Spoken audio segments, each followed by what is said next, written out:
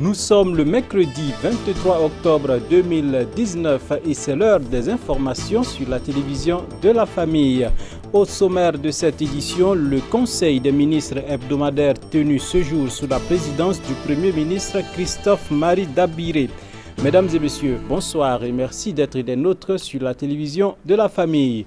Avant de revenir au compte rendu du Conseil des ministres, faisons un tour dans la ville de Ouagadougou où, suite à l'arrêté conjoint du ministère du Commerce et du ministère des Finances, le prix du carburant à la pompe, bien sûr, connaît une hausse. Le Super 91 passe de 657 francs à 670 francs CFA, tandis que le gasoil passe de 571 à 580 francs CFA, et ce depuis le lundi 21 octobre. À ce propos, notre équipe Odette Zouangena et Samuel Wangré ont sillonné les artères de la ville de Ouagadougou et recueilli, n'est-ce pas, les réactions de certains consommateurs. Constatons leurs avis dans cet élément. On n'est pas content. Si l'essence aussi s'augmente encore, on ne sait pas quoi dire. C'est tout. On ne s'en sort pas. L'augmentation ne doit pas causer un problème à une personne. Parce que les gens où tu peux mettre du carburant à 700 francs, si on demande de 10 francs, ça ne peut rien te faire. Une fois que tu cherches l'argent, tu ne sais pas pourquoi on ajoute l'argent du carburant pour faire dans le pays, quoi. Donc moi je pense que non. Si la décision a été faite, ça a été fait par les présidents et les autorités du pays. Donc je pense que c'est bon. C'est pas une bonne initiative pour tout le monde, mais pour moi, en tout cas, c'est bon. Sur ce point-ci, c'est prouvé seulement que ils ont de bonnes raisons de le faire. Il n'y a pas de souci. Mais il ne faut pas que ce soit abusif. Mais pour le moment, moi, à mon niveau, ça va. Non, ils n'ont qu'à diminuer, Petit, ils ajoutent comme ça là. Tu vas voir que les aliments là aussi, ça va commencer à ajouter les transports. Les riz, huile, tout ça là. Au moins s'ils diminuent un peu, ça va nous soulager. Tu vas voir d'ici là, ils vont dire que le riz là aussi, les prix ont augmenté. Hein. Riz, les laits, tout ça là. On ne peut pas s'en sortir avec ça. Le pays même est dur, on sait ça, donc mais on va diminuer. Bon, il y avait d'abord eu une augmentation. Et après, suite à cela, il y a eu encore une autre augmentation. Donc je pense que vraiment ça ne va pas. Il faut vraiment que le gouvernement essaie de trouver des mesures à cela. Parce que vraiment, c'est pas facile. C'est pas facile. Bon, ce que j'ai à lancer au gouvernement, c'est d'essayer vraiment de trouver des solutions. Parce que c'est pas vraiment facile pour tout le monde. C'est pas vraiment facile pour tout le monde. Imaginons quelqu'un qui n'a pas un bon travail et qui se débrouille avec toutes ces augmentations-là. Vraiment, c'est pas facile. C'est ce que j'avais à dire. Retour à Kosiam pour la synthèse des travaux du Conseil des ministres fait par le ministre de la Communication, porte-parole du gouvernement, au sortir des travaux. Il est au micro de Jonas Tondé. En application donc des dispositions de l'article 64 de la Constitution, le président du FASO, président du Conseil des ministres, son Excellence Roch-Marc Christian Kaboré, a autorisé le Premier ministre, chef du gouvernement, M. Christophe-Marie Dabiré, a présidé une séance du Conseil des ministres sous un ordre de jour qu'il a lui-même préalablement défini. Nous avons donc 12 dossiers de fonds, des nominations en conseil d'administration, et comme il est de coutume, donc, nous avons également eu des communications orales sur la situation nationale présentées par les différents responsables des départements. Au titre donc du ministère de l'Économie, des Finances et du Développement, nous avons reçu donc les conclusions de l'étude de préfaisabilité des agropoles plutôt, du Sourou et de Samandéni. La mise en œuvre de ces agropoles-là est conditionnée par plusieurs facteurs, dont un essentiel, c'est la question de l'eau. Il faut savoir que la vallée du Sourou et Samandéni sont dans le même bassin hydrographique et dépendent tous du même cours d'eau, à savoir la boucle le Sourou, le Moun plutôt. La question donc est de savoir comment construire deux agropoles dans ce même bassin. Et au final, donc, le Conseil a décidé, au regard notamment de la volonté d'assurer le maillage du territoire en pôle de croissance, au regard également des potentialités spécifiques de chaque zone, de prendre donc comme projet les deux agropoles séparés, l'agropole de la vallée du Sourou et l'agropole donc de Samandéni. Le Conseil, à partant, décidé donc d'approuver les résultats de l'étude de préfaisabilité, le document de cadrage en ce qui concerne donc la préparation des 2 agropoles, mais également mis en place le projet de dispositif permettant la préparation institutionnelle donc de ces 10 agropoles. Nous avons également adopté un décret portant déclaration d'utilité publique urgente des lignes électriques, les projets de construction de lignes électriques de haute tension et leurs couloirs de la Sonabel. La Sonabel, tout le monde en a conscience, travaille à optimiser donc le système de production, de transport et de distribution. Et l'un des gros points faibles de notre système au niveau énergétique, c'est notamment tout ce qui est lié aux lignes de haute tension. Il y a donc 2 projets qui sont mis en œuvre et qui nécessitent donc cette déclaration d'utilité publique. Le projet, c'est 8 lignes qui ont déjà été mises en œuvre pour un montant de 55,5 milliards de francs CFA. Il faut donc arriver à dégager les couloirs pour sécuriser ces lignes-là.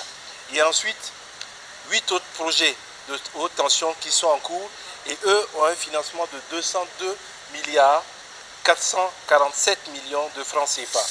Il s'agit essentiellement de l'interconnexion de 330 kW dorsal nord comme il l'appelle, Nigeria, Niger-Bénin, dans sa partie frontière du Niger post-est de Gampela, qui lui seul coûte à peu près 150 milliards de francs CFA, et les interconnexions à 90 kV de pas d'Ebougou, la même interconnexion 90 kV Zignari-Kaya, la même interconnexion 90 kV de poste de Woma à Dédougou. Donc vous avez 8 projets comme ça qui nécessitent qu'on ait des espaces qui soient dégagés autour de la construction de ces lignes-là.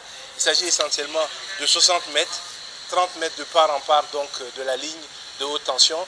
Et cette déclaration d'utilité publique urgente-là, qui respecte les principes de la procédure, nous permettra donc d'activer rapidement et de pouvoir avoir la mise en œuvre, parce que pour ce qui concerne ces 202 milliards, les financements sont acquis, il reste donc leur opérationnalisation. Au titre du ministère des Infrastructures, nous avons eu un certain nombre de résultats de marché. J'en ai retenu quelques-uns qui peuvent vous intéresser directement ou en tout cas ont été au cœur de l'alimentation médiatique. Il s'agit de l'approbation des résultats d'appel d'offres international pour les travaux de réhabilitation, de renforcement de la route communautaire CU2A, Gunguin-Fadam Gourma, frontière du Niger. C'est 217 km,57 qui sont concernés par 3 lots. Le premier lot, c'est sortie de Gunguin, sortie Fada, ça fait 50,40 km. Le deuxième lot, c'est sortie Fada, sortie Machakwali, ça fait 100,050 km. Le troisième lot, c'est sortie Machakwali, frontière du Niger, c'est 67,116 km. Le financement est assuré par la Banque africaine de développement avec des délais de réalisation pour les 3 lots. Chaque lot ne doit pas excéder 30 mois. Nous avons également approuvé la proposition d'attribution de travaux d'aménagement et de bitumage et de la réhabilitation de la rue Bassi à Gunguin. Tout le monde a conscience de la situation avec le camp à Gunguin qui fait que cette voie est devenue une voie quasiment de passage obligé et dans un état extrêmement dégradé. Nous avons également les voies à Zogona, la rue 1318 et la rue 1356. Pour ceux qui veulent se faire une idée, c'est la voie qui est qui fait face à l'entrée du lycée technique, qui va traverser donc, qui rentre à la zone du bois. Et l'autre voie, c'est celle qui passe au niveau donc de la Croix-Rouge. Ces 2 voies qui sont extrêmement dégradées. Nous avons également, dans ce même lot-là, accepté l'aménagement donc d'une voie qui doit permettre d'avoir une autre entrée au niveau du palais de Kossiam. C'est une question essentielle en termes de sécurité, afin donc d'aider à la sécurisation du site, mais également de fluidifier la circulation. Ce qui veut dire que certaines voies auront des prolongements pour permettre justement à ce que l'accès pour les questions sécuritaires ne se fasse plus de la même façon. Le montant total est de 2 243 308 915 francs. Je vous passe donc un certain nombre d'autres marchés qui ont été entrepris, mais j'aimerais m'arrêter quand même sur les travaux d'urgence d'entretien courant de points de coupure sur les réseaux routiers nationaux dans les 13 régions. Les travaux ont été identifiés par le soin des différentes directions à l'intérieur de ces régions-là. On a recensé les points essentiels au niveau du réseau routier. Ces travaux consistent notamment à la remise en état de couches superficielles ou totales, aux travaux de reprofilage, aux réalisations d'entretien des ouvrages de franchissement ou à leur construction parfois.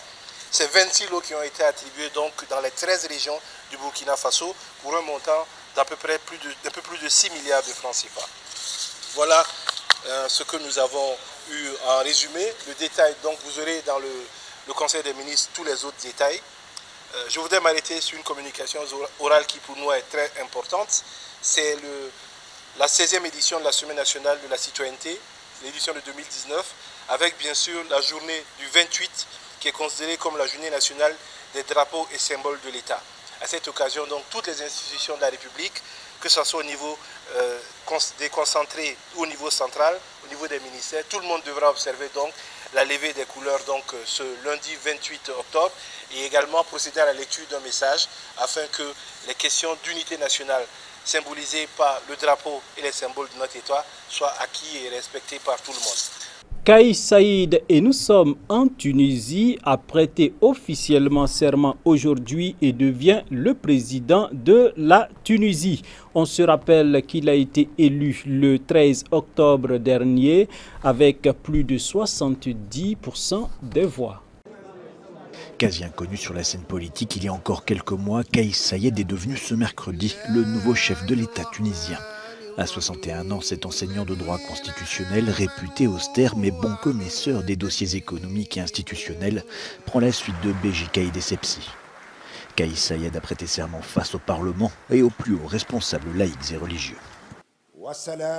Je jure devant Dieu Tout-Puissant de protéger l'indépendance de la Tunisie, sa sécurité, de respecter sa constitution, ses lois, de servir ses intérêts et de lui rester loyal. Élu grâce au soutien du Parti conservateur Ennahda, Kais Saïd a dans son discours insisté sur l'importance de l'égalité entre tous les citoyens et appelé les Tunisiens à s'unir contre le terrorisme. Le 13 octobre dernier, Kais Saïd a été porté au pouvoir avec 72% des voix. Une victoire écrasante grâce notamment au vote des jeunes qui l'ont très majoritairement porté au pouvoir. Une jeunesse aujourd'hui durement frappée par le chômage, un tiers est sans emploi. Kais Saïd devra aussi faire face à une croissance atone et à une corruption galopante. L'avenir de la seule démocratie du Maghreb est plus que jamais incertain. Les conséquences des déchets plastiques dépeints par les écoliers de Kinshasa après 2 jours de sensibilisation. C'est avec des pinceaux et de la peinture qu'ils l'illustrent. Suivez. Montagne d'immondices, déchets en plastique, caniveaux bouchés. Des écoliers ont dessiné les conséquences de la pollution pour présenter Kinshasa, leur ville et capitale de la République démocratique du Congo, à l'issue d'un atelier de 2 jours sur les histoires des villes. L'exposition de dessins réalisée par des écoliers des écoles françaises et belges et de 2 écoles de la périphérie de Kinshasa, encadrées par 8 artistes expérimentés, se poursuivait au Centre culturel français. Et j'ai voulu m'exprimer sur la pollution de l'eau, parce que le fleuve Congo est très pollué et on ne respecte pas beaucoup les signalisations. On traverse un peu partout, on jette ses déchets dans la rue. J'ai voulu un peu parler de tout ça en m'exprimant avec l'œuvre. L'exposition s'accompagne d'un spectacle de jeunes poètes du slam qui expriment également leur inquiétude face à la pollution de la ville. Entre belle et poubelle, on l'appelle Kin Label, et elle a aussi ses côtés poubelles. Et là, de paroisses, des terrasses, c'est tout cela qui caractérise les souvenirs de mon enfance que j'ai connu ici dans cette ville. Il faut que la ville change, il faut qu'il y ait des endroits modernes, il faut que la ville se développe du jour au jour, il faut qu'il n'y ait plus des endroits délabrés pour que la ville soit présentable. À Kinshasa, mégapole de 12 millions d'habitants, les ménages produisent au moins 480 mètres cubes de déchets par jour. Dans le cadre d'un projet qui a pris fin en août 2015, l'Union européenne avait injecté $1 million par mois pour leur évacuation. Mais désormais, la régie chargée de l'assainissement de la capitale congolaise ne dispose que d'un budget de $400 000 par an, selon son directeur. Depuis, des montagnes d'immondices ont fait leur apparition dans la ville. Dames et messieurs, c'est fini pour ce soir. Merci d'avoir été des nôtres. On se souhaite une excellente soirée en compagnie des programmes de la télévision de la famille. Bonsoir chez vous et à demain.